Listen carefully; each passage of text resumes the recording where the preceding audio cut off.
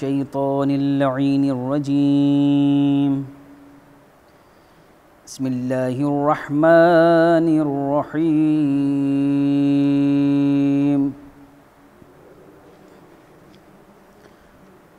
واضرب لهم مثلا أصحاب القرية إذ جاءها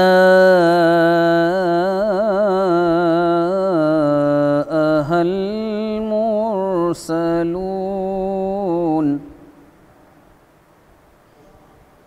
إذ أرسلنا إليهم اثنين فكذبوهما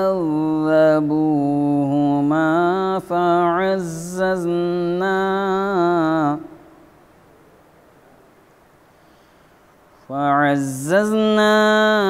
بثالث فقالوا إنا إليكم مرسلون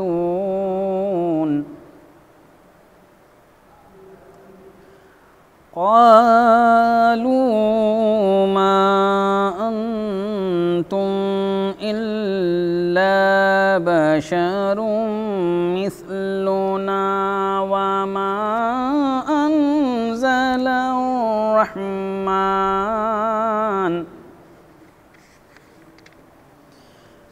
وما أنزل الرحمن من شيء إن أنتم إلا تكذبون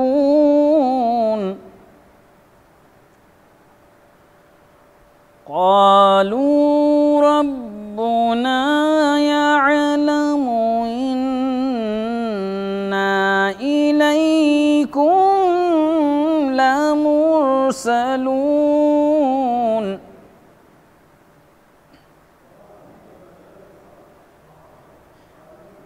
وما علينا إلا البلاغ المبين قالوا إنا تطيرنا بكم لئن لم تنتهوا لنرجمنكم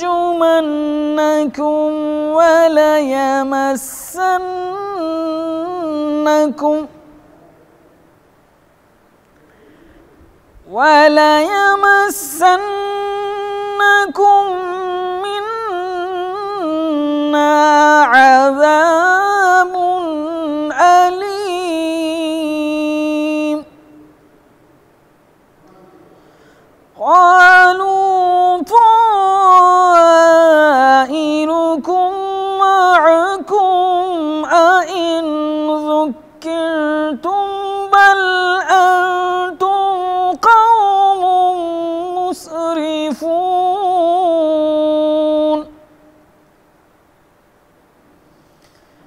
وجاء من أقصى المدينة رجل يسعى قال يا قوم اتبعوا المرسلين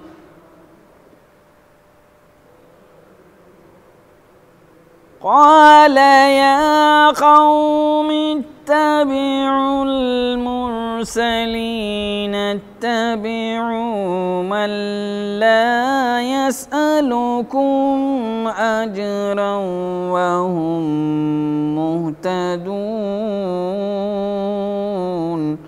صدق الله العلي العظيم صدق رسوله النبي الكريم اللهم صل على محمد وآل محمد. فاتحہ. بسم اللہ الرحمن الرحیم.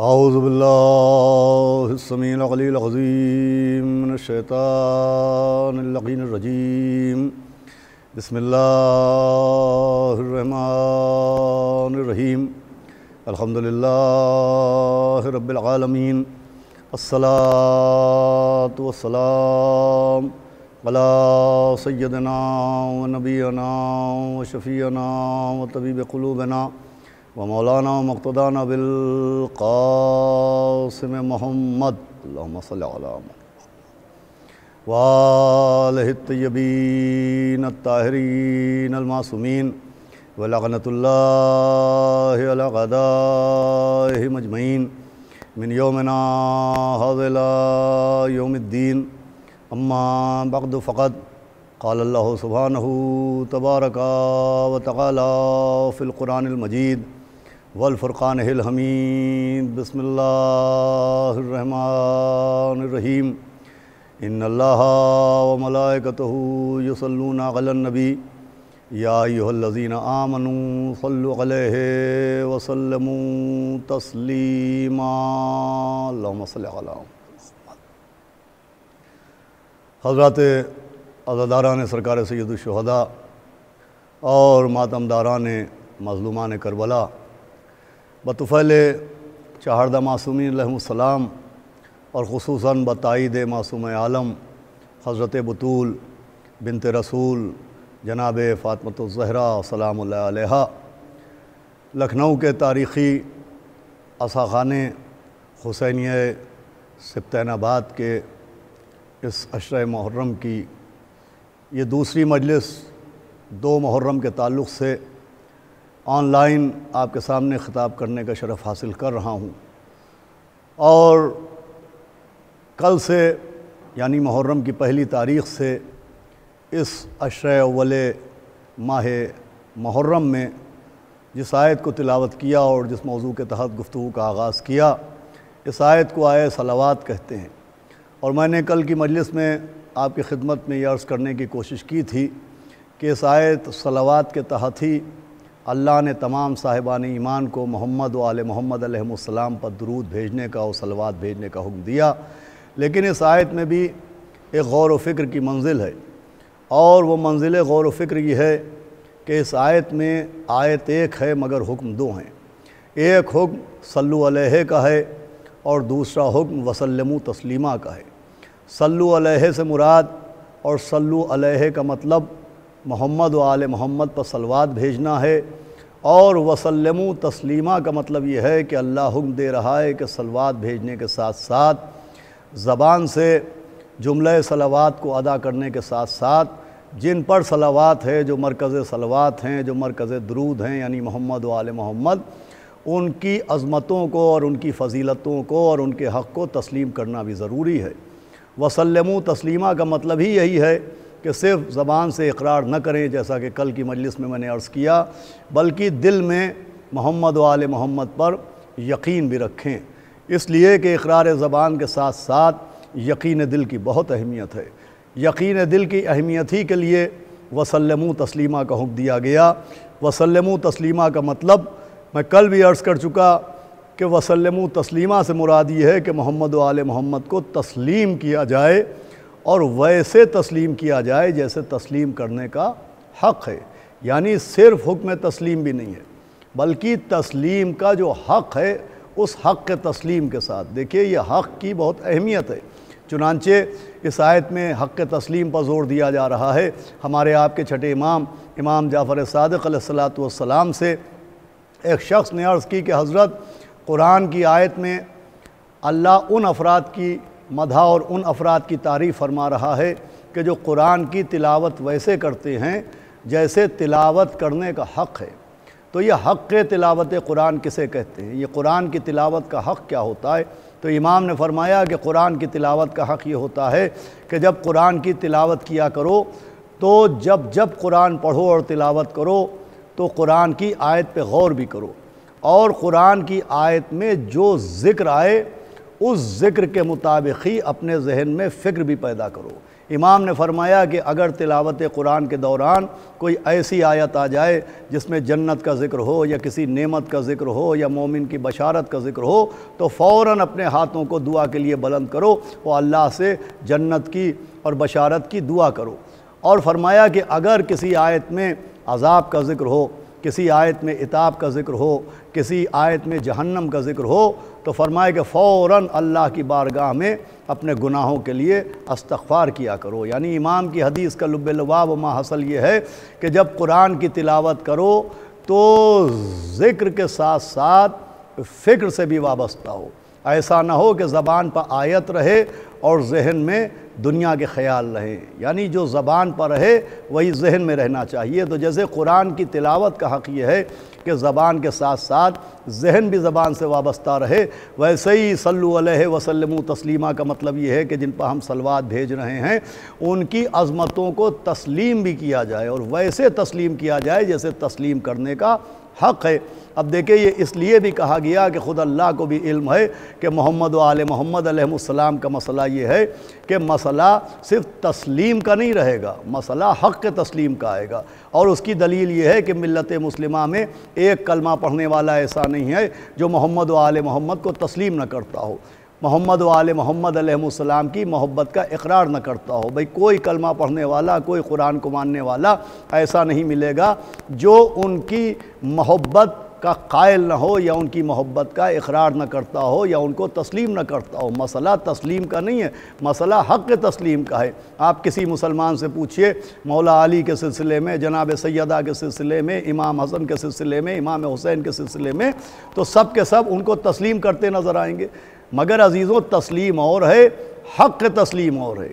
ہر مسلمان مولا علی کو نبی کا داماد مانتا ہے، ہر مسلمان جناب سیدہ کو نبی کی بیٹی مانتا ہے، ہر مسلمان مولا حسن کو نبی کا نواسہ مانتا ہے، ہر مسلمان مولا حسین کو نبی کا نواسہ مانتا ہے۔ تو منزل تسلیم پر سب ہیں، حق تسلیم کیا ہے؟ تو دیکھیں اگر حق تسلیم کو سمجھنا ہو تو ہم آپ ایک زیارت ہے جو کم سے کم شب جمعہ ضرور پڑھتے ہیں یا کسی نہ کسی سے ضرور سنتے ہیں، اس زیارت کا نام ہے زیارت وارثہ۔ زیارت وارثہ مولا حسین علیہ السلام کی ایک مخصوص زیارت ہے۔ جب ہم مولا حسین علیہ السلام کو سلام کرتے ہیں اور زیارت وارثہ کے عنوان سے سلام کرتے ہیں تو زیارت وارثہ کا آغاز کاہے سے ہوتا ہے؟ دیکھیں امام حسین علیہ السلام نبی کے نواسے بھی ہیں، امام حسین علیہ السلام مولا علی کے نور نظر بھی ہیں، امام حسین علیہ السلام جناب سیدہ کے لخت جگر بھی ہیں، امام حسین علیہ السلام مولا حسن کے بھائی بھی ہیں۔ مگر زیارت وارثہ کا آغاز السلام علیکہ یبن المحمد المصطفیٰ سے نہیں ہوتا، زیارت وارثہ کا آغاز ہوتا ہے السلام علیکہ یا وارثہ آدم صفت اللہ، السلام علیکہ یا وارثہ نوح نبی اللہ، السلام علیکہ یا وارثہ ابراہیم خلیل اللہ، السلام علیکہ یا وارثہ موسیٰ کلیم اللہ، السلام علیکہ یا وارثہ عیسیٰ روح اللہ، السلام علیکہ یا وارثہ محمد حبیب اللہ، السلام علیکہ یا وارثہ امیر المومنین ولی اللہ۔ یہ زیارت وارثہ کا آغاز ہے۔ پہلے ہم امام حسین کو جناب آدم کا وارث کہہ کے سلام کرتے ہیں، جناب نوح کا وارث کہہ کے سلام کرتے ہیں، جناب ابراہیم و موسیٰ و جناب عیسیٰ کا وارث کہہ کے سلام کرتے ہیں، پیغمبر اسلام و مولا علی کا وارث کہہ کے سلام کرتے ہیں۔ اب جب ہماری زبان کے اوپر ذکر وراثت انبیاء آ جاتا ہے اس کے بعد زیارت میں فقرے آتے ہیں کہ السلام علیکہ یبن المحمد المصطفیٰ، السلام علیکہ یبن علی المرتضیٰ۔ دیکھیں زیارت وارثہ حق تسلیم کا درس دے رہی ہے کہ سمجھو تسلیم کسے کہتے ہیں اور حق تسلیم کسے کہتے ہیں۔ بھئی حق تسلیم یہ ہے کہ امام حسین کو تم تسلیم کرتے ہو مگر صرف نبی کا نواسہ تسلیم نہ کرو۔ زیارت وارثہ کی آئینے میں دیکھو کہ پہلے ان کو انبیاء کا وارث کہا جا رہا ہے، پھر پیغمبر اسلام کا نواسہ کہا جا رہا ہے، پہلے انبیاء کا وارث کہا جا رہا ہے، پھر مولا علی کا بیٹا کہا جا رہا ہے، پہلے انبیاء کا وارث کہا جا رہا ہے، پھر جناب سیدہ کا لخت جگر کہا جا رہا ہے، پہلے انبیاء کا وارث کہا جا رہا ہے، پھر امام حسن مجتبیٰ کا بھتیجا کہا جا رہا ہے۔ یعنی زیارت وارثہ میں پہلے اعلان وراثت ہے، پھر اقرار قرابت ہے، پہلے عہدے کا اقرار ہے، پھر رشتے کا اعلان ہے۔ حق تسلیم سمجھایا جا رہا ہے کہ اہل بیت کو تسلیم کرنا مگر رشتے بھی تسلیم کرنا، رشتے ہی تسلیم نہ کرنا۔ صلوات پڑھے محمد و آل محمد۔ بھئی یہی خاص منزل ہے جس پہ آپ کے سامنے گفتگو ہونا ہے۔ زیارت وارثہ ایک پیغام دے رہی ہے کہ امام حسین کو رشتوں کے حوالے سے بھی تسلیم کرنا، انہیں نبی کا نواسہ بھی تسلیم کرنا، انہیں مولا علی کا بیٹا بھی تسلیم کرنا، انہیں جناب سیدہ کا لخت جگر بھی تسلیم کرنا، انہیں امام حسن کا بھیا بھی تسلیم کرنا، مگر صرف رشتوں ہی سے تسلیم نہ کرنا، صرف رشتوں کے حوالے سے ان کو سلام نہ کرنا، پہلے عہدوں کا حوالہ دینا، پہلے عہدوں کا تذکرہ کرنا، اس کے بعد رشتوں کا اقرار کرنا۔ اس لیے کہ صرف رشتوں کو ماننا تسلیم ہے اور عہدوں کو ماننا حق تسلیم ہے۔ صلوات بھیجے محمد و آل محمد۔ عہدوں کو ماننا حق تسلیم ہے۔ بھئی سب سے زیادہ اہمیت اللہ کی نظر میں اس بات کی ہے کہ تسلیم کرنے والا جس کو تسلیم کر رہا ہے صرف رشتے کے حوالے سے تسلیم کر رہا ہے یا عہدے کو بھی مان رہا ہے، عہدے کو بھی تسلیم کر رہا ہے۔ یہ قانون قرآن ہے، یہ قانون الہی ہے۔ اگر آپ دلیل مانگیں تو دلیل میں سورہ نور میں ایک آیت موجود ہے۔ اس آیت کا پس منظر یہ ہے کہ مدینے میں پیغمبر اسلام کو اکثر و بیشتر لوگ آواز دیتے تھے، مخاطب کرتے تھے، متوجہ کرتے تھے، اور جب متوجہ کرتے تھے تو جس طریقے سے ایک دوسرے کو پکارتے تھے، جس طریقے سے ایک دوسرے کو آواز دیتے تھے، جیسے ایک دوسرے کا نام لیتے تھے، ویسے ہی پیغمبر اسلام کو بھی مخاطب کرتے تھے۔ بھئی عرب میں کنیت کے اعتبار سے پکارا جاتا تھا، ولدیت کے اعتبار سے پکارا جاتا تھا، ویسے ہی پیغمبر اسلام کو کوئی کنیت کے اعتبار سے پکار رہا ہے، کوئی ولدیت کے اعتبار سے پکار رہا ہے، کوئی نام لے کے پکار رہا ہے۔ تو سورہ نور میں حکم نازل ہوا کہ میرے حبیب ان سے کہیے کہ یہ آپ کو ویسے نہ پکارا کریں جیسے ایک دوسرے کو پکارتے ہیں۔ بھئی اللہ نے تیور بدلے، وہ اپنے نبی کو حکم دیا کہ اپنے ماننے والوں سے، مدینے کے رہنے والوں سے، میرے اپنے امتیوں کو پیغام دو کہ تم کو ویسے نہ پکاریں جیسے ایک دوسرے کو پکارتے ہیں۔ دیکھیں پکارنے کے لیے بھی، نبی کے پکارنے کے لیے بھی قانون الگ بنایا کہ دوسروں کو پکارنے کا طریقہ اور ہے اور نبی کو پکارنے کا طریقہ اور ہے۔ یہاں پہ ایک دلیل یہ بھی موجود ہے کہ اگر نبی سب کے جیسے ہوتے تو یہ حکم نازل نہ ہوتا۔ صلوات بھیجے محمد و آل محمد۔ بھئی اللہ سمجھانا چاہ رہا ہے انہیں اپنا جیسا نہ کہنا، بھئی جیسے ایک دوسرے کو پکارتے ہو ویسے پیغمبر اسلام کو نہ پکارنا۔ حکم ہوا کہ ان سے کہو کہ جب بھی تمہیں پکاریں تو یا رسول اللہ کہہ کے پکاریں، یا رسول اللہ کہہ کے پکاریں۔ بھئی رسول اللہ ہونا رشتے کا اعلان نہیں ہے، رسول اللہ ہونا عہدے کا اعلان ہے۔ قرآن پیغام دے رہا ہے کہ حق تسلیم کو سمجھو، صرف رشتوں کے حوالے سے نہ ماننا، عہدے کے حوالے سے ماننا۔ تو جیسے پیغمبر اسلام کا اقرار صرف رشتے کے حوالے سے نہیں ہوگا، رسالت کے حوالے سے ہوگا، ویسے ہی مولا علی کا اقرار بھی صرف رشتے کے حوالے سے نہیں ہوگا، ولایت کے حوالے سے ہوگا۔ ایک صلوات اور پڑھے محمد و آل محمد۔ عزیزان گرامی، یہ قانون ہے حق تسلیم کے لیے کہ جو اللہ نے عہدہ دیا ہے، جو مسند اور جو منصب عطا فرمایا ہے، اس کا اقرار بھی ضروری ہے۔ اسی کا نام حق تسلیم ہے۔ اب آیت نازل ہوئی پیغمبر اسلام پر اور پیغمبر نے حکم سنایا کہ جیسے تم ایک دوسرے کو پکارتے ہو ویسے مجھ کو نہ پکارو، مجھے پکارو تو یا رسول اللہ کہہ کے پکارو۔ اب یہ آیت پیغمبر اسلام کے قلب پر نازل ہوئی۔ بھئی پورا قرآن قلب رسول پر نازل ہوا ہے، پورا قرآن نبی کے دل پر نازل ہوا ہے۔ اب آیت قلب رسول پر نازل ہوئی، نبی کے دل پر آیت نازل ہوئی۔ اب یہ کیسے ممکن ہے کہ نبی کے دل پر آیت نازل ہو اور سیدہ کو خبر نہ ہو؟ بھئی نبی اپنے دل کا پتہ بتا چکے ہیں نا، فاطمہ تو قلبی، فاطمہ میرا دل ہے۔ آیت نبی کے دل پر نازل ہوئی، جناب سیدہ کو خبر ہوئی، پیغمبر گھر میں داخل ہوئے تو اب تک جناب سیدہ اپنے بابا کو، پیغمبر اسلام کو یا ابا کہہ کے سلام کرتی تھی کہ میرے بابا آپ پر سلام ہو۔ لیکن اس آیت کے نازل ہونے کے بعد جناب سیدہ نے لفظیں بدلیں۔ جیسے ہی نبی گھر میں داخل ہوئے جناب سیدہ نے کہا السلام علیکہ یا رسول اللہ۔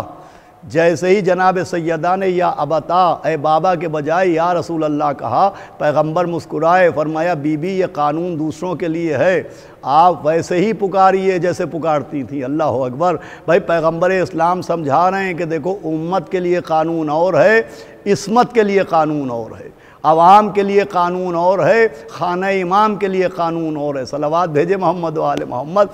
سمجھایا کہ وہ امت کے لیے حکم نازل ہوا ہے، آپ یا ابتا کہتی تھی یا ابتا کہتے رہے۔ میں دیکھیں اس روایت میں، اس واقعے میں اشارہ کیا جا رہا ہے کہ امت اور ہے، خاندان عصمت اور ہے، عوام اور ہیں، امام اور ہے، جناب سیدہ سے نبی نے کہا آپ ویسے ہی پکاریے جیسے پکارتی تھیں، کوئی حیرت کی بات نہیں ہے کہ صاحب امت کے لیے قانون اور ہے اور صاحبان عصمت کے لیے قانون اور ہے۔ یہ کیسے ممکن ہے کہ امت کے لیے قانون اور ہو اور ملکہ عصمت و صاحبان عصمت کے لیے قانون اور ہو؟ تو یہ ایسے ممکن ہے کہ نماز ہے الصلاۃ معراج المومن، نماز مومن کی معراج ہے، مگر جب ہم مسجدوں میں باجماعت نماز پڑھتے ہیں تو باجماعت نمازوں میں نماز پڑھانے والے کے لیے قانون اور ہوتا ہے، پڑھنے والے کے لیے قانون اور ہوتا ہے۔ بھئی پڑھانے والے کے لیے قانون یہ ہے کہ وہ اقتداء کرے گا، وہ نماز پڑھائے گا، اور پڑھنے والوں کے لیے قانون یہ ہے کہ وہ پڑھانے والے کی اقتداء کریں گے۔ اس کے لیے قانون یہ ہے کہ وہ سوروں کی قرأت کرے گا، پڑھنے والے کے لیے قانون یہ ہے کہ وہ سوروں کی قرأت سنیں گے۔ وہ پہلے رکوع میں جائے گا، ہمیں اس کے بعد رکوع میں جانا ہے۔ وہ پہلے سجدے میں سر جھکائے گا، ہمیں اس کے بعد سجدے میں سر جھکانا ہے۔ وہ پہلے سجدے سے سر اٹھائے گا، ہمیں اس کے بعد سجدے سے سر اٹھانا ہے۔ بھائی مسجد میں امام و ماموم کے لیے قانون الگ ہو گیا کہ نہیں؟ وہ محراب میں رہے گا، ہم صف جماعت میں رہیں گے، تو امام کے لیے مسجد میں قانون اور ہو گیا، ماموم کے لیے قانون اور ہو گیا۔ تو جب اتنی سی مسجد میں امام کے لیے قانون اور ہے، ماموم کے لیے قانون اور ہے، تو بھئی جب مسجد کے امام کے لیے قانون بدل سکتا ہے، قانون اور ہو سکتا ہے، تو جنہیں اللہ نے کائنات کا امام بنایا ہو، بھئی حیرت کی بات نہیں ہے کہ امت کے لیے قانون اور ہے، عصمت کے لیے قانون اور ہے۔ خود ہم اپنی ذات پہ غور کریں تو ہمارے لیے جب ہم اپنے گھر میں رہتے ہیں تو قانون اور ہو جاتا ہے، لیکن جب ہم حج کرنے کے لیے اللہ کے گھر پہنچتے ہیں تو قانون اور ہو جاتا ہے۔ توجہ سنیے گا، جب ہم اپنے گھر میں ہیں تو قوانین اور ہیں، لیکن جب ہم حج کرنے کے لیے خانہ کعبہ پہنچتے ہیں تو قانون اور ہو جاتے ہیں۔ بھئی جو حج کر چکے ہیں وہ بھی گواہی دیں گے، اور جس کو یقین نہ آئے وہ حج کے مسائل کی کتابیں پڑھ لے۔ بھئی مسائل حج میں یہ موجود ہے کہ بہت سی باتیں جب ہم اپنے گھر میں ہیں تو وہ باتیں وہ کام ہمارے لیے جائز ہوتے ہیں، لیکن جب ہم کعبے پہنچتے ہیں، حج کے لیے پہنچتے ہیں، اللہ کے گھر کے طواف کے لیے پہنچتے ہیں، تو وہی باتیں وہی کام جو ہمارے لیے گھر میں جائز تھے وہی وہاں جا کے ناجائز ہو جاتے ہیں۔ خوشبو لگانا یہاں جائز ہے، وہاں ناجائز۔ یہاں شکار کرنا حلال ہے، وہاں حرام۔ یہاں نکاح کرنا جائز ہے، وہاں حرام۔ بھئی نہ جانے کتنی باتیں جو ہمارے گھر میں جائز ہوتی ہیں، جب ہم اللہ کے گھر میں پہنچتے ہیں تو وہ ناجائز ہو جاتی ہیں۔ نہ جانے کتنے کام جو یہاں ہمارے لیے حلال ہیں، وہ جب ہم اللہ کے گھر میں جاتے ہیں تو ہمارے لیے حرام ہو جاتے ہیں۔ اب محرم کا آغاز ہو چکا ہے، 2 محرم کی تاریخ آ چکی ہے، ادھر ایام غم آتے ہیں، ادھر محرم کا چاند نمودار ہوتا ہے، ادھر ہمارے بدن کے اوپر سیاہ لباس آ جاتا ہے، ہمارے گھر کی عورتیں چوڑیاں توڑ دیتی ہیں، ہم خوشبو لگانا چھوڑ دیتے ہیں، ہم ترک لذت کرنے لگتے ہیں، ہم اچھا کھانا کھانا چھوڑ دیتے ہیں، ہم رنگین کپڑے پہننا چھوڑ دیتے ہیں، اور ہم سے سوال کیا جاتا ہے کہ صاحب شریعت نے جو جائز کیا وہ آپ نے اپنے لیے ناجائز کیوں کر لیا؟ شریعت نے جس کی اجازت دی اس سے آپ پرہیز کیوں کر رہے ہیں؟ کالے کپڑے کیوں پہنے ہوئے ہیں؟ آپ ایام عزا میں لال کپڑے کیوں نہیں پہنتے؟ ایام عزا میں شادی میں کیوں نہیں جاتے؟ ایام عزا میں خوشبو کیوں نہیں لگاتے؟ ایام عزا میں خوشی کیوں نہیں مناتے؟ وہی سوال ہوتا ہے نا کہ صاحب جن چیزوں کو جائز کیا گیا وہ آپ اپنے لیے ناجائز کیوں کیے لے رہے ہیں؟ یہ چوڑیاں کیوں توڑی جا رہی ہیں؟ یہ سیاہ کپڑے کیوں پہنے جا رہے ہیں؟ یہ سرخ کپڑے کیوں نہیں پہنے جاتے؟ یہ اچھے کھانے کیوں نہیں کھائے جاتے؟ تو بھئی اگر ہم سے سوال کیا جائے گا کہ صاحب آپ ایام عزا میں اچھے کپڑے کیوں نہیں پہنتے؟ آپ کے گھر کی عورتیں چوڑیاں کیوں نہیں پہنتی؟ آپ خوشبو کیوں نہیں لگاتے؟ تو ذرا حاجیوں کی خدمت میں جا کے پوچھئے کہ جب وہ حج کرنے جاتے ہیں تو وہاں خوشبو کیوں نہیں لگاتے؟ وہاں شکار کرنے کیوں نہیں جاتے؟ تو کیا جواب ہے؟ تو ایک ہی جواب آئے گا کہ وہ اللہ کے بیت کا احترام ہے۔ تو جیسے وہ اللہ کے بیت کا احترام ہے، یہ غم اہل بیت کا احترام ہے۔ صلوات پڑھے محمد و آل محمد۔ ملاحظہ فرمایا آپ نے؟ تو میں عرض کر رہا تھا کہ جناب سیدہ کے لیے، خاندان عصمت کے لیے قانون اور ہے۔ ہمارے لیے قانون کیا ہے؟ کہ ہم رشتے سے پہلے عہدے کا اقرار کریں۔ ہمارے لیے حکم ہے کہ ہم نبی کو پکاریں تو یا رسول اللہ کہہ کے پکاریں، رسالت کے حوالے سے پکاریں، اس لیے کہ قانون امت کے لیے اور ہے، عصمت کے لیے قانون اور ہے۔ رشتہ صرف اور صرف اہل بیت کے لیے مخصوص ہے کہ وہ چاہیں تو اپنا بابا کہہ کے پکاریں اور وہ چاہیں تو اللہ کا رسول کہہ کے پکاریں۔ اب عزیزان گرامی حق تسلیم کی میں بات عرض کر رہا تھا کہ حق تسلیم کیا، آپ دیکھیں سبب کیا ہے، سبب بھی سمجھیے کہ جناب عباس ابن عبد المطلب، جناب عباس ابن عبد المطلب نبی کے چچا ایک دن پیغمبر اسلام کی خدمت میں حاضر ہوئے۔ جناب سلمان راوی ہیں کہ جناب عباس ابن عبد المطلب نے نبی کے چچا نے نبی سے پوچھا کہ اللہ کے نبی ہم آپ سے یہ سوال کرنے آئے کہ ہمارا و آپ کا خاندان ایک ہے، ہمارے دادا ایک ہیں، ہمارا حسب و نسب ایک ہے، ہمارا شجرہ ایک ہے، ہماری رگوں میں دوڑنے والا خون ایک ہے، لیکن آخر کیا وجہ ہے کہ جو مرتبہ اہل بیت کا ہے وہ میرا بھی نہیں ہے؟ بھئی توجہ فرما رہے ہیں نا، امت اور ہے، اسمت اور ہے۔ حق تسلیم سمجھنے کی کوشش کیجئے گا، نبی کیا سمجھانا چاہ رہے ہیں، قرآن کیا سمجھانا چاہ رہے ہیں، سمجھنے کی کوشش کرنا چاہیے۔ تو نبی کے چچا عباس ابن عبد المطلب کہہ رہے ہیں کہ بھئی ہمارا خاندان ایک ہے، ہمارے بزرگ ایک ہیں، ہمارے آباء و اجداد ایک ہیں، ہمارا قبیلہ ایک ہے، لیکن جو مرتبہ اہل بیت کو ملا یعنی مولا علی کو ملا، جو مرتبہ بی بی سیدہ کو ملا، جو مرتبہ امام حسن کو ملا، جو مرتبہ امام حسین کو ملا، وہ ہم کو کیوں نہ ملا؟ بھئی عبداللہ ابن عباس ابن عبد المطلب بھی نبی کے چچا ہیں، رشتہ وہاں بھی ہے، رشتہ وہاں بھی ہے، وہ پوچھ رہے ہیں کہ وہ مرتبہ ہمارا کیوں نہیں ہے؟ تو پیغمبر اسلام نے فرمایا کہ چچا جان، اس کا سبب یہ ہے کہ آپ کو اللہ نے خاک سے بنایا ہے، اہل بیت اور مجھ کو اللہ نے نور سے بنایا ہے۔ صلوات بھیجے محمد و آل محمد۔ بھئی وجہ سمجھیے، اہل بیت کے تسلیم کرنے کے حق پہ جو زور دیا گیا اس کا سبب سمجھیے۔ نبی نے فرمایا کہ اہل بیت کو اللہ نے نور سے بنایا ہے۔ جس زیارت وارثہ کی میں بات کر رہا تھا، اسی زیارت وارثہ میں جب امام حسین سے ہم مخاطب ہوتے ہیں تو کہتے ہیں اشہد انکا کنتا نوراً فی الاصلاب الشامخۃ، میں گواہی دیتا ہوں کہ آپ اصلاب شامخہ میں نور تھے، نور تھے۔ بھئی حق تسلیم یہ ہے کہ صرف بشریت کو نہ مانا جائے، ان کی نورانیت کو بھی مانا جائے۔ صلوات پڑھے محمد و آل محمد۔ مسئلہ صرف بشریت کو ماننے کا نہیں ہے، مسئلہ ان کی نورانیت کو ماننے کا ہے۔ صرف ان کے ظاہر کا اقرار حق تسلیم نہیں ہے، ان کے باطن کا اقرار بھی حق تسلیم ہے۔ پیغمبر نے فرمایا کہ اہل بیت کو اللہ نے نور سے بنایا۔ خود نبی نے اپنے لیے فرمایا اول ما خلق اللہ نوری، کہ اللہ نے سب سے پہلے میرا نور خلق کیا۔ انا و علی من نور واحد، میں اور علی ایک نور سے خلق کیے گئے۔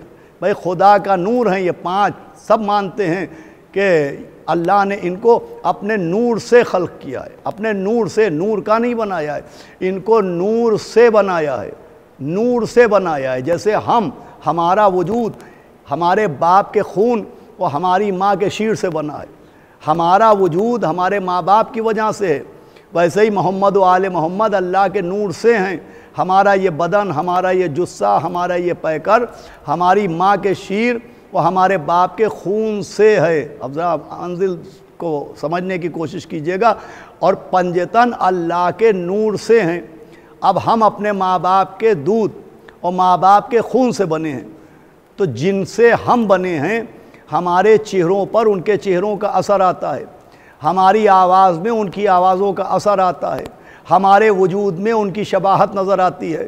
بھئی اکثر و بیشتر یہ بچہ اپنے دادا سے ملتا ہے، یہ اپنے چچا سے ملتا ہے، اس کی صورت اپنے ماموں کی جیسی ہے، اس کا چہرہ اپنے نانا کے جیسا ہے۔ کیوں؟ کہ اس لیے کہ صاحب ہمارا وجود انہی سے ہے، تو جو جس سے ہوتا ہے وہ انہی کا جیسا لگتا ہے۔ تو ہم جن سے ہیں ان میں ہماری شباہت نظر آتی ہے، ہم میں ان کی شباہت نظر آتی ہے۔ تو پنجتن اللہ کے نور سے ہیں۔ صلوات بھیجے محمد و آل محمد۔ جو جس سے ہوتا ہے وہ اس کا جیسا نظر آتا ہے۔ نبی نے فرمایا اول ما خلق اللہ نوری، اللہ نے سب سے پہلے میرا نور خلق کیا۔ انا و علی من نور واحد، اور میں اور علی ایک نور سے ہیں، میں اور علی ایک نور سے ہیں۔ سب سے پہلے اللہ نے کس کا نور خلق کیا؟ محمد و آل محمد کا نور خلق کیا۔ اچھا اب یہ عجیب منزل ہے کہ سب سے پہلے محمد و آل محمد کا نور خلق کیا گیا۔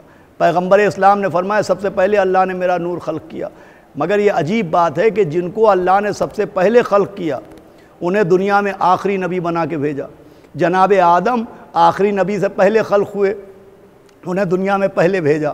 جناب نوح بعد میں خلق ہوئے، دنیا میں پہلے بھیجے گئے۔ ابراہیم بعد میں خلق ہوئے، دنیا میں پہلے بھیجے گئے۔ موسیٰ عیسیٰ بعد میں خلق ہوئے لیکن دنیا میں پہلے بھیجے گئے۔ بھئی یہ منزل ملاحظہ کیجئے گا کہ جنہیں اللہ نے بعد میں خلق کیا انہیں عہدہ نبوت دے کے پہلے بھیج دیا، اور جس نبی کا نور سب سے پہلے خلق کیا اسے آخری نبی بنا کے بھیجا۔ اس کا سبب کیا ہے؟ تو بس سبب سمجھیں، آج کی گفتگو کو سمیٹتا ہوں۔ بھائی سبب یہ ہے کہ اللہ نے 1,23,999 انبیاء کو آخری نبی کے بعد خلق کیا، لیکن ان کو پہلے بھیج دیا، اور سب سے پہلے جن کا نور خلق کیا انہیں سب سے آخری نبی بنا کے بھیجا۔ اس کا سبب یہ ہے کہ اگر آپ تاریخ پر نظر ڈالیں تو نماز کا حکم مکے میں نازل ہوا، پیغمبر اسلام نے اعلان رسالت مکے میں کیا، اور نماز کا حکم نازل ہوا مکے میں۔ اذان کا حکم مکے میں نازل نہیں ہوا ہے، حکم اذان مدینے میں نازل ہوا ہے۔ نبی 13 برس مکے میں رہے، 13 برس مکے میں رہے، مکے میں نماز ہوتی رہی، مگر مکے میں اذان کی صدا نہیں سنائی دیتی ہے۔ یہ بھی بہت قابل توجہ بات ہے کہ 13 برس نبی مکے میں رہے، لیکن مکے میں نماز ہوتی رہی، وہاں اذان کی آواز نہیں آئی۔ اذان کا حکم 13 برس کے بعد مدینے میں نازل ہوا، اذان کا حکم 13 برس کے بعد مدینے میں آیا۔ اذان کا آغاز ہوا ہے مدینے سے، اور نماز کا آغاز ہوا ہے مکے سے۔ اب یہاں پر رک کے عزاداری کے لیے جی چاہتا ہے کہ ایک دلیل دیتا چلوں کہ اکثر و بیشتر لوگ سوال کرتے ہیں کہ صاحب یہ جیسی آپ کی عزاداری ہے ایسی اماموں کے دور میں ہوتی تھی، ائمہ معصومین کے زمانے میں ایسی عزاداری ہوتی تھی؟ تو دیکھیے، اگر ایسی عزاداری ائمہ معصومین کے دور میں نہیں ملتی ہے تو وہ عزاداری کے غلط ہونے کی دلیل نہیں ہے، اور اس کی دلیل یہ ہے کہ مکے میں 13 برس نماز ملتی ہے لیکن اذان نہیں ملتی ہے۔ تو کیا مکے میں اذان کا نہ ہونا اذان کے غلط ہونے کی دلیل ہے؟ تو جواب دیا جائے گا کہ مکے میں اذان کا نہ ہونا اذان کے غلط ہونے کی دلیل نہیں ہے، کثرت اعداء کی دلیل ہے، کثرت کفار کی دلیل ہے۔ تو جیسے مکے میں 13 برس اذان کا نہ ملنا اذان کے غلط ہونے کی دلیل نہیں ہے، کثرت اعداء کی دلیل ہے، ویسے ہی ائمہ معصومین کے زمانے میں ایسی عزاداری کا نہ ملنا عزاداری کے غلط ہونے کی دلیل نہیں ہے، کثرت منافقین کی دلیل ہے۔ صلوات بھیجے محمد و آل محمد۔ تو عزیزان گرامی، میں عرض کر رہا تھا کہ نبی کا نور سب سے پہلے خلق ہوا، مگر اللہ نے ان کو سب سے آخر میں نبی بنا کے کیوں بھیجا؟ تو اس لیے کہ نماز کا حکم آیا مکے میں، اور اذان کا حکم کہاں نازل ہوا؟ مدینے میں۔ تو اگر آپ اس ترتیب سے دیکھیے تو نماز ہے پہلے اور اذان کا حکم آیا ہے بعد میں، مگر جس مسجد میں بھی آپ جائیے یوں حکم نماز پہلے آیا، حکم اذان بعد میں آیا، مگر جس مسجد میں بھی آپ جائیے وہاں آپ کو اذان پہلے ملے گی اور نماز بعد میں پڑھی جاتی ہے۔ بھائی جو پہلے نازل ہوئی وہ بعد میں پڑھی جاتی ہے، اور جس کا حکم بعد میں آیا وہ اذان پہلے کہی جاتی ہے۔ اذان بعد میں ہے لیکن پہلے کہی جاتی ہے، نماز اذان سے پہلے ہے مگر اذان کے بعد پڑھی جاتی ہے۔ تو جو فرق اذان اور نماز میں ہے وہی فرق 1,23,999 انبیاء میں اور پیغمبر آخر میں ہیں۔ بھائی سارے نبی اذان کی طرح ہیں، آخری نبی نماز کی طرح ہیں۔ صلوات بھیجے محمد و آل محمد۔ آخری نبی کی حیثیت نماز کی جیسی، اذان مستحب ہے اور نماز پڑھنا واجب ہے۔ تو ایک تو سبب عزیزان گرامی یہ ہے، اور دوسرا سبب یہ ہے کہ اللہ نے ان کا نور سب سے پہلے بنایا، مگر ان کو نبی بنا کے وہ دنیا میں سب سے آخر میں بھیجا۔ اس کا سبب یہ ہے کہ ایک معیار ہوتا ہے۔ بھئی رجب و شعبان کے مہینے میں محافل ہوتی ہیں، تو محافل میں ایک نظام ہوتا ہے، اس نظام میں معیار کو دیکھا جاتا ہے، اور اسی معیار کی وجہ سے جو اساتذہ ہوتے ہیں یعنی بزرگ شعراء ہوتے ہیں ان کو سب سے آخر میں پڑھوایا جاتا ہے، اور جو مبتدی شعراء ہوتے ہیں بچے وغیرہ وہ پہلے پڑھوائے جاتے ہیں۔ کیوں؟ اس لیے کہ اگر اساتذہ کو پہلے پڑھوا دیں گے اور مبتدی شعراء کو بعد میں پڑھوائیں گے تو معیار محفل گر جائے گا۔ اس لیے معیار محفل کو بلند کرنے کے لیے مبتدی کو پہلے پڑھوایا جاتا ہے اور اساتذہ کو آخر میں رکھا جاتا ہے۔ بھئی اللہ بھی چاہتا ہے کہ معیار ہدایت بڑھتا رہے، اسی لیے اللہ نے معیار ہدایت کو بڑھانے کے لیے جو بعد میں خلق ہوئے انہیں پہلے بھیج دیا، جو بعد میں انبیاء خلق ہوئے انہیں پہلے بھیجا، اور جو سب سے افضل تھا اسے آخر میں بھیجا۔ اللہ چاہتا ہے معیار ہدایت بڑھتا رہے۔ جناب آدم کو آسمان پر بنایا، یہاں سے ہدایت کا کارواں شروع ہوا، چلتے چلتے حضرت عیسیٰ تک آیا۔ اب حضرت عیسیٰ کو اللہ نے چوتھے آسمان پر بٹھایا، تو اب نبوت میں ایک نبی چوتھے آسمان پر بیٹھا ہے، معیار ہدایت یہاں تک پہنچ گیا۔ اب اگر عیسیٰ جو چوتھے آسمان پر ہیں ان کے بعد اللہ کسی ایسے کو بھیج دیتا کہ جو صرف زمین تک محدود ہو کے رہ جاتا تو معیار ہدایت گر جاتا۔ تو اللہ نے چاہا کہ عیسیٰ جو چوتھے آسمان پر ہیں ان کے بعد اس کو بھیجوں کہ جس کی نالین سینہ معراج کو پامال کرتی ہیں، جو قاب قوسین کی منزلوں سے بھی گزر جاتا ہے۔ اس لیے اللہ نے آخری نبی کو بھیجا کہ معیار اور بڑھتا جائے۔ اب معیار بڑھتے بڑھتے آخری نبی تک آ گیا، لیکن اب آخری نبی کے بعد معیار ہدایت کا کیا ہوگا؟ بھئی آخری نبی پر نبوت ختم ہوئی ہے، سلسلہ ہدایت ختم نہیں ہوا ہے، اور اللہ چاہتا ہے کہ معیار ہدایت بڑھتا رہے۔ تو بھئی عیسیٰ کے بعد وہ آیا جس سے کوئی برتر نہیں، عیسیٰ کے بعد اس نبی کو بھیجا جس سے کوئی افضل و اعلیٰ نہیں، جس سے کوئی بلند و بالا نہیں۔ تو اب آخری نبی کے بعد معیار ہدایت کیا ہوگا؟ پالنے والے ان کے بعد کیا کوئی ایسا آئے گا جو ان سے بھی بلند ہو؟ آواز آئے گی بھئی ہم نے آخری نبی اور اپنے حبیب سے بلند کسی کو بنایا نہیں، ان سے افضل و اعلیٰ کسی کو بنایا نہیں، تو معیار ہدایت کا کیا ہوگا؟ بھئی تو ہی چاہتا ہے کہ ہر منزل پر معیار بڑھتا رہے۔ اب آخری نبی کے بعد معیار کا کیا ہوگا؟ بھئی ان سے بلند کوئی ہے نہیں، ان سے برتر و بالا کوئی ہے نہیں، ان سے افضل و اعلیٰ کوئی ہے نہیں، تو اب معیار کا کیا ہوگا؟ آواز آئے گی بھئی ہم نے تو اپنے نبی سے بلند کسی کو نہیں بنایا، لیکن اب خود ہمارے نبی کی مرضی کہ وہ خود ہی اپنے ہاتھوں سے کسی کو غدیر میں بلند کر دے۔ صلوات بھیجے محمد و آل محمد، اللہ اکبر۔ پیغمبر اسلام اپنے ہاتھوں پر مولا علی کو بلند کیے، لیکن عزیزوں اس جملے سے کوئی یہ نہ سمجھے کہ ہم مولا علی کو نبی سے بلند سمجھتے ہیں، افضل سمجھتے ہیں۔ ہمارا عقیدہ یہ کہ اولونا محمد و اوسطنا محمد و آخرونا محمد و کلنا محمد، کہ اول بھی محمد ہیں، اوسط بھی محمد ہیں اور آخر بھی محمد ہیں۔ تو عزیزان گرامی، حق تسلیم کی بات میں کر رہا تھا۔ حق تسلیم یہ ہے کہ ان کو نورانیت کے اعتبار سے تسلیم کیا جائے، خالی رشتوں کے حوالے سے نہ مانا جائے کہ مولا علی نبی کے بھائی ہیں، وہ جناب سیدہ نبی کی بیٹی ہیں، وہ امام حسن نبی کے نواسے ہیں، امام حسین نبی کے نواسے ہیں۔ خالی رشتوں کو ماننا تسلیم ہے، اور عہدوں کو ماننا حق تسلیم ہے۔ اسے کہتے ہیں حق تسلیم۔ قرآن کہہ رہا ہے وَسَلَّمُوا تسلیما، ویسے تسلیم کرو جیسے تسلیم کرنے کا حق ہے۔ اس لیے کہ خالی تسلیم کرنے پر نجات نہیں ہے، حق تسلیم پر نجات ہے۔ صرف رشتہ ماننے پر نجات نہیں ہے، رشتے کے ساتھ عہدہ ماننے پر نجات ہے۔ اور اس کی سب سے بڑی دلیل حضرت حر ہیں۔ پہلی محرم میں کل میں عرض کر چکا جناب حر کے سلسلے میں کہ بھئی جناب حر جو علیہ السلام ہوئے وہ کس بنیاد پر ہوئے؟ تو بھئی جہاں تک تسلیم کا معاملہ ہے، جہاں تک رشتے کے اقرار کا معاملہ ہے، تو جناب حر 10 محرم سے پہلے بھی مولا حسین کی عظمت کو تسلیم کرتے تھے، ان کو نبی کا نواسہ تسلیم کرتے تھے، ان کو جناب سیدہ کا بیٹا تسلیم کرتے تھے، ان کو مولا علی کا لخت جگر تسلیم کرتے تھے۔ جناب حر ایسا نہیں ہے کہ منزل تسلیم پر نہیں تھے۔ بھئی جب جناب حر نے مولا حسین کا راستہ روکا اور امام حسین نے حر کے سے مخاطب ہو کے کہا کہ حر تیری ماں تیرے ماتم میں روئے، جب حر نے امام حسین کے لجام فرس پر ہاتھ ڈالا تو امام حسین نے فرمایا حر تیری ماں تیرے ماتم میں تیرے غم میں روئے۔ تو حر نے پلٹ کے کہا کہ کوئی اور کہتا تو میں ایسا ہی جواب اس کو دیتا، لیکن میں آپ کی شان میں کچھ نہیں کہہ سکتا، اس لیے کہ آپ نبی کی بیٹی کے بیٹے ہیں۔ گفتگو آج کی تمام ہو رہی ہے، آپ نبی کی بیٹی کے بیٹے ہیں۔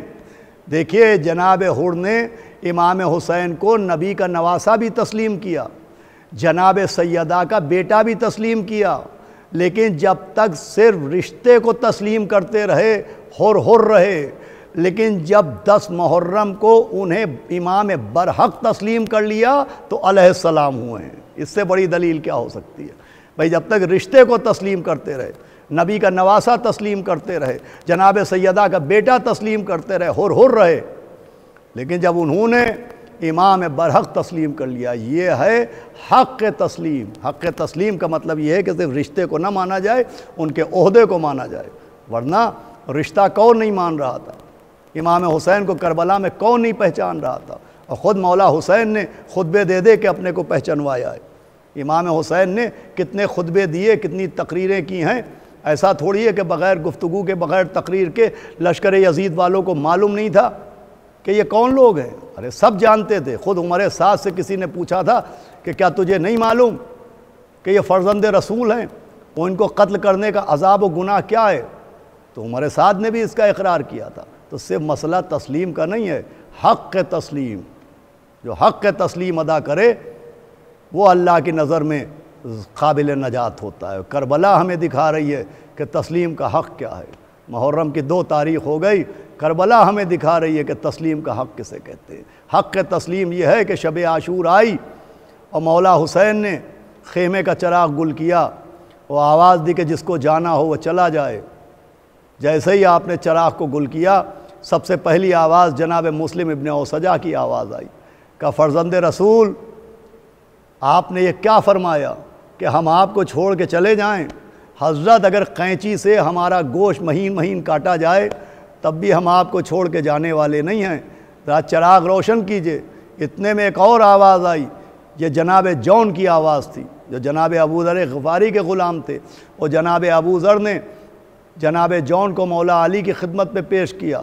انہوں نے مولا علی کی خدمت کی، امام حسن کو گود میں کھلایا، مولا حسین کو گود میں کھلایا. ضعیف غلام آل محمد حضرت جون، اپنی کمر میں انہوں نے پٹکا باندھا اور کمر میں پٹکا باندھنے کے بعد کھڑے ہوئے کہ فرزند رسول آپ نے کیا کہہ دیا؟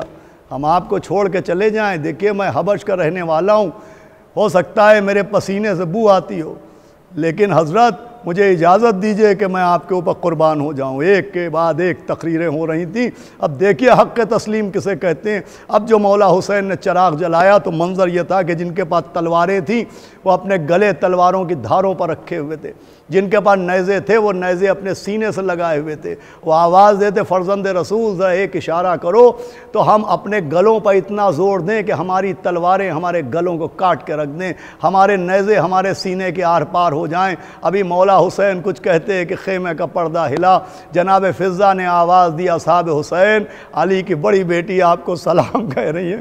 بھئی سننا تھا کہ اصحاب امام نے اپنے اپنے امامے اتار کے اپنے چہروں پر ماتم کرنا شروع کیا. کرے کیسا وقت آ گیا کہ شہزادیاں غلاموں کو سلام کہلوا رہی ہیں. میں کہوں گا اے غیرت داروں، اے مولا حسین کے وفاداروں، شب عاشور سلام زینب کا بڑا خیال کیا. ہائے شام غریباں، جب یہی زینب آواز دے رہے ہوگی اینا اینا یا عباس، اینا اینا یا حبیب ابن مظاہر. بس عزیزو 2-3 منٹ میں مجلس تمام ہو رہی ہے. آپ اپنے گھروں میں اپنے عزا خانوں میں یقیناً رو رہے ہوں گے، اس سال تو اور رو رہے ہوں گے. لیکن دیکھیے میں ایک بات آپ کی خدمت میں عرض کروں کہ یقیناً مجمع نہیں ہوگا، لوگوں کی بھیڑ نہیں ہوگی، لیکن اس یقین کے ساتھ روئیے کہ کوئی ہو یا نہ ہو مادر حسین ضرور ہوگی. اس لیے کہ تمنا کی تھی بابا میرے لال اور روئے گا کون، بابا میرے بچے پر روئے گا کون. بھائی دیکھیں جناب سیدہ ہوں گی، وہ جناب سیدہ پرسہ لینے آتی ہیں. یہی جملہ رلانے کے لیے بہت ہے، مصائب رلانے کے لیے نہیں ہوتے ہیں. مصائب تو مر جانے کے لیے ہوتے ہیں. یہ جو مصائب پڑھے جاتے ہیں، یہ عباس کے بازو کٹ گئے، یہ قاسم کا لاشا پامال ہو گیا، یہ اون و محمد شہید ہو گئے، یہ علی اکبر کے سینے میں نیزہ مارا گیا، یہ علی اصغر کے گلے پر نشانہ تاک کے تیر مارا گیا، یہ بیکس کے گلے پر کند خنجر چلایا. یہ مصائب رونے کے لیے نہیں ہوتے، یہ مصائب مر جانے کے لیے ہوتے ہیں. عزاداروں رونے کے لیے یہی بہت ہے کہ سیدہ پرسہ لینے آتی ہیں، سیدہ پرسہ لینے آتی ہیں، سیدہ پرسہ لینے آتی ہیں. بھئی یہ جملہ قابل غور ہے. ہوتا یہ ہے کہ جس کے گھر میں موت ہو جائے، جس کا عزیز مر جائے، جس کا بیٹا مر جائے، وہ پرسہ لینے نہیں جاتا ہے، لوگ اس کے گھر میں پرسہ دینے آتے ہیں. یہ کائنات میں صرف ایک ماں ہے جو 1400 برس سے اپنے لال کا پرسہ لینے کے لیے اس عزا خانے سے اس عزا خانے میں، اس عزا خانے سے اس عزا خانے میں جاتی ہے. عزیزوں کوئی ہو نہ ہو شہزادی عالم یاد ضرور ہوگی. دل کھول کے اپنے گھروں ہی میں صحیح بی بی کو پرسہ دیجئے. وہ آج تو محرم کی 2 تاریخ ہے. وہ مسافر جو 28 رجب کو مدینے سے چلا تھا اور راوی کا بیان تھا کہ میں نے دیکھا کہ جب مولا حسین 28 رجب کو چلے تو اپنے نانا کی قبر کی طرف بڑھے جب نانا کی قبر کی طرف چلے تو ایسے جیسے بادشاہ سے ملنے کے لیے جا رہا ہے۔ راوی کہتا ہے پھر امام حسن مجتبیٰ کی قبر کی طرف چلے، جب بھیا کی قبر کی طرف چلے تو ایسے جیسے شہزادہ شہزادے سے ملنے جاتا ہے۔ کہا مگر جب اپنی اماں کی قبر کی طرف چلے تو ایسے جیسے چھوٹا سا بچہ گھٹی ہو کے بل جاتا ہے۔ قبر سیدہ پائے، اماں لہو میں ڈوبا چمن دیکھنے چلو، ارے زینب کے بازوؤں پر رسن دیکھنے چلو۔ وہی 28 رجب کو چلنے والا مسافر 2 محرم کو کربلا پہنچ گیا۔ جیسے ہی زمین کربلا پر پہنچے گھوڑے نے آگے بڑھنے سے انکار کر دیا۔ لکھا ہے کہ امام نے رہوار کے بعد رہواروں کو تبدیل کیا، 7 گھوڑے بدلے، مگر جب گھوڑا آگے نہ بڑھا تو ایک مرتبہ امام نے مٹی کو اٹھایا اور اپنے دہن کے قریب لے گئے، مٹی کو سونگا بھی فرمایا انا للہ و انا الیہ راجعون۔ کہا کہ اس زمین کا کیا نام ہے؟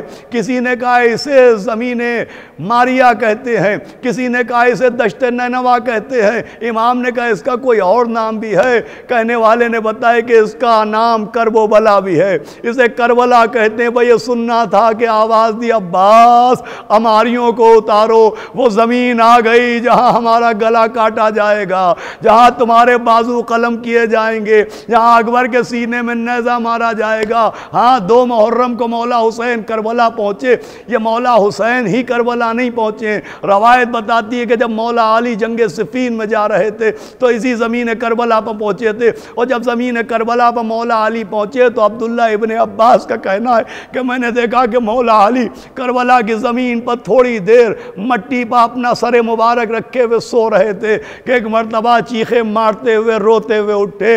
ابن عباس کہتے ہیں مجھے حیرت ہوئی کہ علی کا جیسا صابر ایسے تڑپ تڑپ کے رو رہا ہے۔ ابن عباس کہتے ہیں میں نے پوچھا یا علی آپ اتنا بے قراری کے ساتھ گریہ کیوں فرما رہے ہیں؟ تو کہا ابن عباس ہم نے خواب دیکھا کہ خون کا یہاں ایک دریا ہے، اس دریا میں میرا حسین ڈوبا ہوا ہے، تلواریں ماری جا رہی ہیں، خون کے دریا میں کبھی حسین اوپر آتے ہیں، کبھی خون کے دریا کے اندر چلے جاتے ہیں۔ پھر وہاں کی مٹی کو مولا علی نے سونگا، فرمایا ابن عباس یہ وہی زمین ہے جہاں ہمارا لخت جگر 3 دن کا بھوکا پیاسا شہید کیا جائے گا۔ لیجئے مولا حسین نے حکم دیا، خیمے لگائے گئے، بس آخری منزل، اور خیمے نہر فرات کے کنارے لگائے گئے۔ نہر فرات کا ایک نام اور ہے، اس نہر کو نہر القمہ بھی کہتے ہیں۔